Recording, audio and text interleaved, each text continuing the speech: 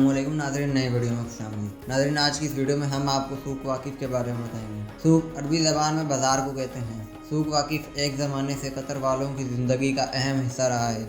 ये दोहा के वस्त में कायम है, जहाँ से आपको चहलकदमी करते हुए कॉर्निश निकल सकते हैं, जो कि वर्ल्ड कप के दौरान एक अहम सैरगाह है।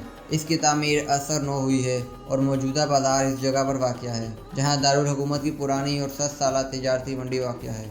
फुटबॉल वर्ल्ड कप से कबल पूरे दोहा को नया दोहा बना दिया गया था, जहां पुराने एयरपोर्ट की जगह नया हमाद एयरपोर्ट भी वजूद में आ गया। यहाँ आपको अरब दुनिया के हर किस्म के अजायबात का सामना होगा। चूल्हों पर कदीम अरबी खाने बनाती हुई खवातीन, अतर और खुशबू की दुकानें, मलबूसात और नायाब तोहफे तहाइफ की दुकानें, इसके अलावा परिंदे बाज का अस्पताल भी नजर आता है। ख्याल रहे कि बाज पालने का शौक पूरे अरब खित्ते में पाया जाता है और कतर में इसकी परवरिश का गालिब रुझान पाया जाता है, यहाँ तक कि ये कौमी तफरीह का हिस्सा समझा जाता है।